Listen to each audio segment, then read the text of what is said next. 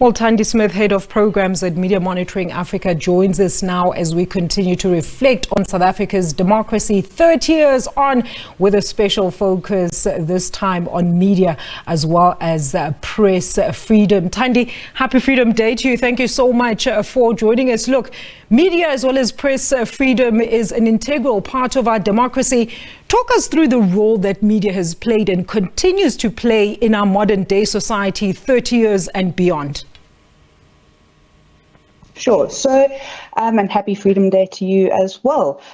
Thank you. Media play an absolutely critical role in a democracy. Without a free and independent media, the democratic project would be under threat.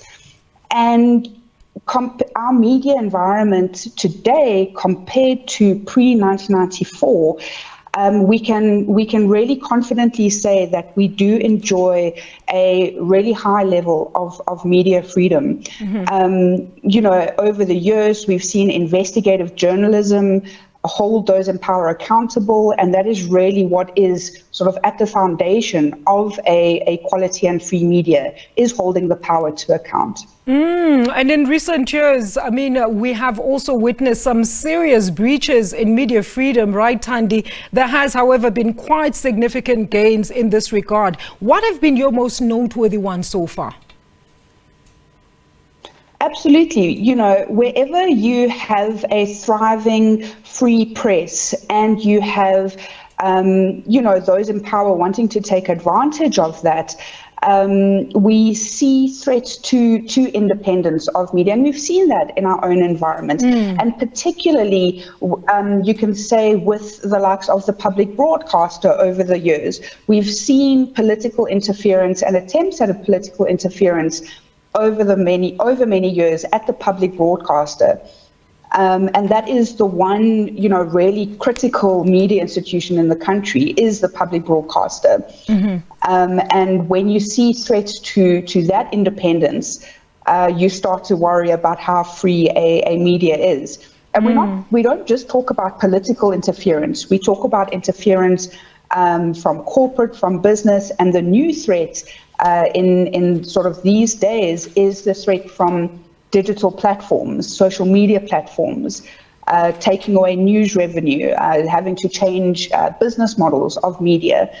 So it's not just the political threats that we consider as important to media freedom, but other threats as well. And taking that into account, Thandi, look, I've been posing this question for most of the day. I mean, it's an election year, a hotly contested one at that. Some labeling this one our 1994. Let's look at the importance then of the media as we head to the poll in a couple of weeks.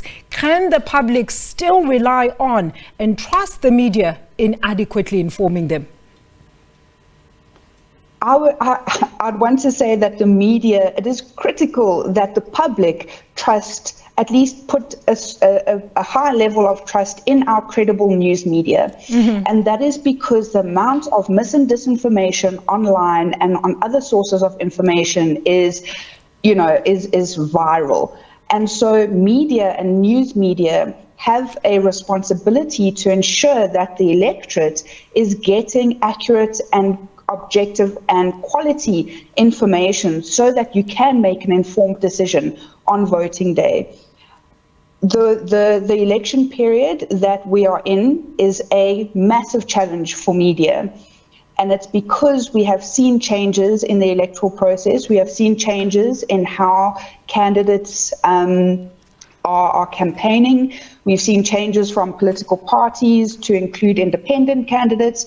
The media really have a big challenge, but they have to make sure that they are able to fulfill their responsibility with a level of freedom and independence to make sure that we are able to trust them. Now, you spoke earlier on of threats by political threats or the digital space, which is what I'm actually interested in. So, Thandi, what do you think we can still then do to continue, of course, on this trajectory of all the gains that we have gained in the past 30 years to ensure that media remains the most reliable source of information across board?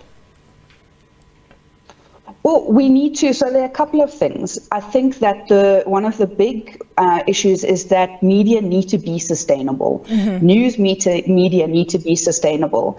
And so business models, creative business models, new models, in order to ensure that that happens, we need to see that. We need to see the interference of not interference, but the levels of advertising and those dynamics, the relationship between digital media, digital platforms, social media platforms, and the news industry. We've recently had the Competition Commission hold an inquiry into digital media and the impact on news media.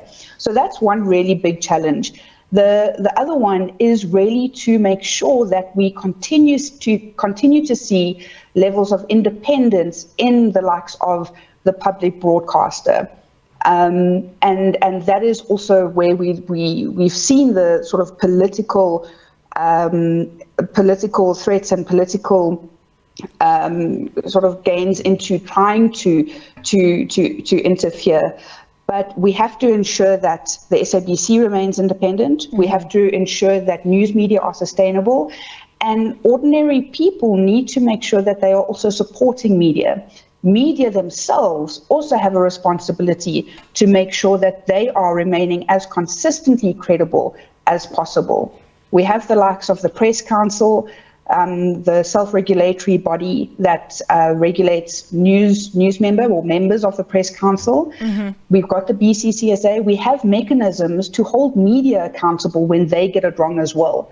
So media also need to make sure that they play their role in maintaining their independence. Absolutely. I mean, as you see our slogan there, Thandi, it's SABC News, independent and impartial. Thandi, thank you so much for joining us, and a happy Freedom Day.